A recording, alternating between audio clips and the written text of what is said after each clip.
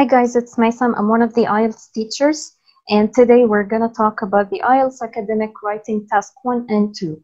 Today we're just going to talk about an overview for the IELTS writing test, and I hope that will be beneficial for you guys. First of all, we need to know some general information about the test. For the IELTS writing test, it's going to be the last exam that you're going to get, and it will be after the listening and the reading. Usually, the listening and the reading, reading, and writing are on the same day. However, you may not get the speaking test on the same day. But in general, they are like on the same day, listening, reading, and writing. When it comes to the IELTS writing test, it will take around, it's going to be 60 minutes, like it's going to be an hour to answer all the question parts. And most importantly, that we need to know that this exam consists of 2 tasks. So let's talk about, first of all, task 1. For the general information about task 1, it's about 20 minutes. You need to spend like about 20 minutes on this task. It's more than fine to spend like less than 20 minutes, but it's better to, of course, like to spend like from 18 to 20 minutes, but of course not more than this, because task 2, you need to spend more time on this task. Of course, we need to write in a formal style, and we mean by that you need to write it in a form of essay. And the number of words that you need for this task, it's going to be 150 words. And as you know, for the whole IELTS exam, that you need to write with a pencil in order to erase easily your answers, and you're going to write directly in your answer sheet.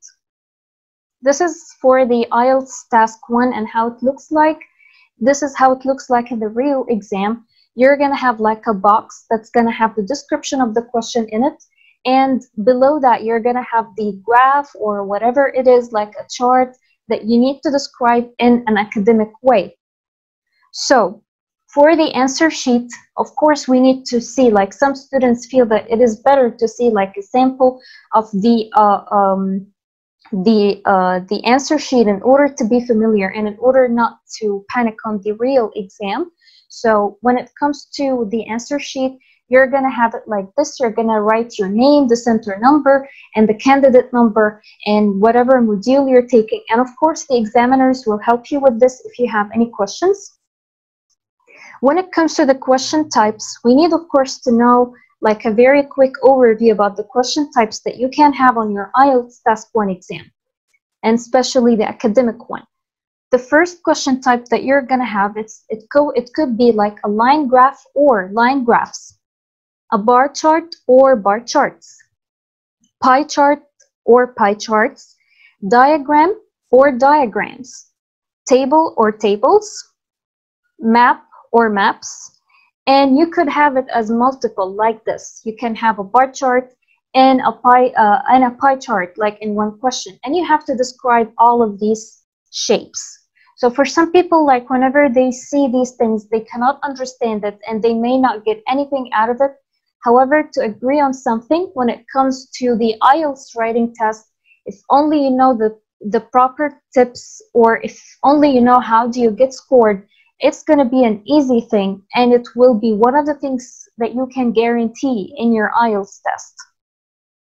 So in order to guarantee the score of your IELTS writing test, you need to know how do you get scored. And if you know how do you get scored, it will be an easy task and you're not going to suffer to get a high score. So I don't want you just to focus or maybe to get confused with this slide. I don't want you to do this. We just need you to focus on the 4 categories that you're going to get scored based on. The first category that you're going to get scored based on, it's going to be the task achievement, and then coherence and cohesion, lexical resources, and grammatical range and accuracy. This is all what it matters in this one. So in order to simplify this, when it comes to the task achievement, what does it mean? It means that your ability to complete the task. So if the task is asking me to answer or to, for example, to simplify or to discuss or to talk about this graph, if I completely talked about it in all parts, so that means that you're going to get a high score in this category, which is the task achievement. The second thing that I need to know in order to get a high score in this one, then I need to describe relevant features, key features, and important changes. Of course, if you're going to describe something that it's not necessary to be mentioned, that's not going to get you a high score. So you need only to describe the relevant features and the important changes or the important data. So if you got these 2 points, then congratulations, you got a 9 on this task achievement category. The second category, it's the coherence and cohesion. To put it in a very simple way, that means logical structure. You can't forget about this word coherence and cohesion, and you can put it in other words, which is the logical structure. What does it mean? It means that you're writing in paragraphs, and each paragraph it's leading to the other one in a logical sequence. So it means that your sentences are connected and they are related to each other. And of course, you're writing in paragraphs. So I have an introduction, and then a body, and then there is an overview, and then I have body 1 and body 2. You're not starting with a body and then an introduction. No, there is a sequel. There is a logical sequel. Of course, the last point, it means that there is a connection between your sentences. Are your sentences leading logically to each other or not? So if you got these 3 points, then of course you're going to get a 9 or a high score in this category. The third category, it's the lexical resources. And we can forget about this word and put it in other words again, which is the vocabulary. So part of passing the writing test, it's to have very good vocabulary. So we're not asking you to write vocabulary that are complicated or vocabulary that people don't know or vocabulary that are not common. Of course, we want you to write as simple as you can. But however, sometimes your writing must include some of the advanced words. So this is one point that you need to consider, and which is your vocabulary usage. Are you using very common words and very basic words, or are you trying sometime to use very advanced words? And of course, if you're repeating your words, sometimes, especially with task 1, we're going to use words if we're describing trends, especially if it's going up. We have a word that we use like increase. So are you using increase like 5 times, or is it only once that you're using increase, but the other way you're using synonyms for increase, like you're using develop, like you're using going up, and so on. And the same thing for decrease. Are you using only decrease, decrease, decrease, or are you using other words that could mean decrease, like decline, go down, and so on? And the third point, it means that you're thinking of different synonyms and you're showing off. Of course, in order to get a high score in the writing test, you need somehow to show off that your writing skills are very good. So you need to consider this whenever you're talking about the vocabulary. If you got these 3 points correctly, you're going to get a high score. And the last point that you need to consider, it's the grammatical range and accuracy. Grammatical range, it means that you're using different sentence types. The sentence types that we're going to talk about, like complex sentences, compound sentences, and we're going to talk about this in detail so you don't have to worry. And when it comes to the grammatical accuracy, it means that your tenses are correct. You're using this present simple, you're using the present perfect, and they are used correctly. So this is when it comes to the marking criteria and how you get scored on task 1. When it comes to task 2, it is the second task that you're going to get in the IELTS writing test. And of course, as long as we're talking about 1 hour, that means that you have 40 minutes for task 2. And again, you have to write it in a formal essay that has an introduction, it has a body, and a conclusion. And this task, it's you need to write at least 250 words. So of course, if you wrote less than 250, you're gonna be in trouble, and you're not gonna get more than 5. So this is the first thing that we need to agree on. And of course, the same thing, you need to write with a pencil, and you need to write directly in your answer sheet. And this is how it looks like in the real exam. You're going to have a box that's going to contain the question in it, and above that box, you're going to have some basic instructions, like you need to spend 40 minutes, and below that box, It will give you extra instructions, like you need to give reasons and you need at least to write 250 words. And inside that box, this is where you need to answer this question. And of course, you need to read it carefully, because some people, they read just part of the question and they think that this is what I'm going to write about. But to be honest with you, this is not exactly what you have to do. You have to read carefully from the beginning till the end. You need to analyze the question, and you need to put a very good plan. So if you want to get a high score in task 2, you need to plan. You need to spend like from 2 to 3 minutes doing nothing, but putting a very good plan. And this is what we're going to help you with this course. We're going to help you to put a very good plan when it comes to your writing. Okay, and this is as well the answer sheet for task 2. And when it comes to the different question types for task 2, we have 5 main question types that are problem solution question, double question, agree and disagree, discuss both views, advantages, disadvantages. Number 6 and 7, they are repeated. However, the only difference is that they will ask you to give your opinion. So this is one point to consider. So if they asked you to give your opinion, you have to give your opinion. But if they didn't ask you to give your opinion, it's fine to mention your opinion, no problem. However, it's better not to mention your opinion. So when it comes to the same thing, in order to get a high score, you need to understand the different categories and how do you get scored. It will be the same thing as task 1. There are 4 categories: the task response, coherence and cohesion, lexical resources, grammatical range, and accuracy. So when it comes to the task response, it means that you understood and answered all the questions and all the parts of the question fully. That means that if they asked you to answer a double question question type, you need to answer both questions. If you answered one and if you forgot to answer the different or the second part of the question, you're not going to get the full mark or the high score in this category.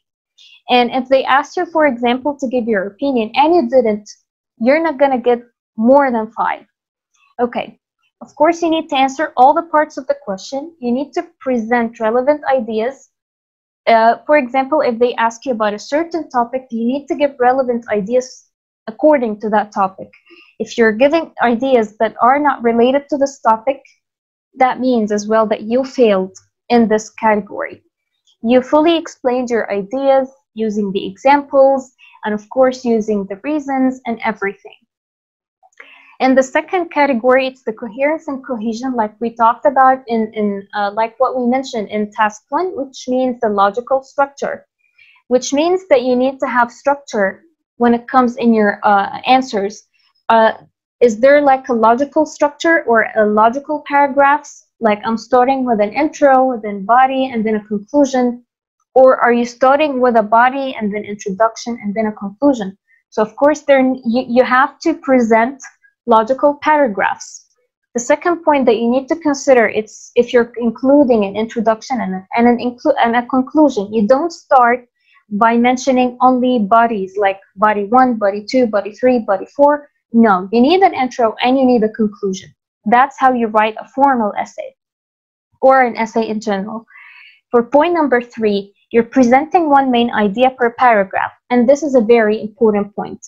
If you're going to explain an idea, you need to put it in one paragraph. You cannot put 2 ideas in one paragraph. Number 4, you need to support your main ideas with an explanation and an example. And of course, this is very important, and that's where you need to write in your paragraphs. Number 5, it's you're using linking phrases and words, and there is variety of linking phrases and words. And as well, this is all what you have to do in coherence and cohesion to get a high score. Number 3, it's the lexical resources. In other words, it's the vocabulary. You're using a variety of synonyms. You're using less common words. You're checking your spellings, information mistakes, and you're correcting the word forms. When it comes to grammatical range and accuracy, we talked about it previously. Range, it means that you're using different sentence types, and grammatical accuracy, it means that your sentences are grammatically correct. So when it comes to the grammatical range, we said that it talks about the different types of sentences, like the simple sentences, compound, complex, passive voice, question sentences, conditional sentences. Of course, you have to use all the 6 types of sentence types in order to get a high score. You cannot just use a simple sentence and expect that you're going to get a 9 or an 8. This is not going to happen. You need to show off, as we mentioned. You need to use compound sentences, question sentences. No problem with passive voice sentences, as long as they are conveying the message that you're trying to send, then they're going to help you. And of course, not to forget the complex sentences, they are important. So when it comes to, as long as we're talking about 2 parts in this category, which is the range and the accuracy, if you ask me which one is more important, I will say that the variety, which is the range, is more important than the accuracy. So you'll ask me, how does that happen? Because I'm going to tell you that sometimes they know and they can understand that we're not native speakers who are taking this exam. So we might make some grammatical mistakes. I might forget what is the past tense of go, and it could happen, but that doesn't mean that it's forgivable. Of course, they will score me down if I made such mistake. But what could make me get a high score is that if I'm using variety of sentences, that will get me a high score, and that could actually it will help me to get a high score, and they're not going to consider this mistake if it happened again. They will make it as if it's like one mistake if we're talking about the grammatical accuracy. If I for example forgot the past tense of go and it kept happening, so they will consider it as if it's only one mistake. So this is everything related to the grammatical range and accuracy.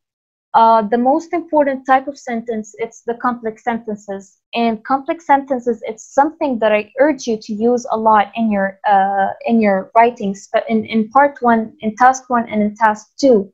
So the minimum number of sentences that you need to write, it's at least 5 complex sentences, and that will help you a lot. So what does it mean, a complex sentence? A complex sentence, it's like 2 sentences that I'm using together, and I'm linking these sentences together using a linking word. Like, for example, while some people will support the tax, others will be against it. So, of course, we have different words that we can use in order to connect these 2 sentences. Like, there are linking words that will help you when I'm adding information, like in addition, like additionally, like furthermore, and so on. And there are linking words for listing, firstly, secondly, and so on. And of course, if I'm giving example, I cannot say only like, for example, for example, for example. No, I can say one time, for example, for instance, to illustrate. Do not forget that we talked about this in the category of the lexical resources. You cannot keep repeating the words. You cannot say such as, such as, such as. No, you have to use this. You have to use different linking words. When I'm using the results, like I can say consequently, therefore, and so on. When I'm highlighting something, I can say in particular, especially. When I'm giving reasons, I can say because. I cannot keep saying because. No, it's better to say due to, owing to, and so on. So those are the different words, linking words that we can use. And of course, you're more than welcome to use any linking word that you want. So basically, this is everything that you need to do if you want to get a very high score. You need to understand how do you get scored and what is the marking criteria. Trust me, if you know this and if you know it by heart, when you are on your IELTS test, you will be correcting your exam and you will be saying your answer. Like, you can ask yourself, did I repeat my words? Did I use less common words? Did I write my essay in logical paragraphs? Did I include an introduction and a conclusion? Did I use different tenses? Did I use different complex sentences or different sentence types? If you know this by heart and if you understand the scoring very well, I support you, and I will tell you that you're not gonna get a score that's less than an 8. So this is what I want you to know first. You need to understand the categories of the scoring, and if you know this, trust me, you will be getting a very, very high score. And of course, the best thing that you can do is to exercise. So when it comes to the writing, you need to practice a lot, and you need to know, and you need to get feedback from an expert. If you get the feedback from the expert, of course, this is one part of the process. You need to know how is your writing. You need to know if it's getting better, and where did you start from, and where is it right now. So this is what we want you to do. Of course, we will be more than happy if you can join us in our exercise course, and we will tell you in details how to answer each and every question type. So thank you very much for listening to this, and we will be more than happy if you can join us with this course. Thank you very much.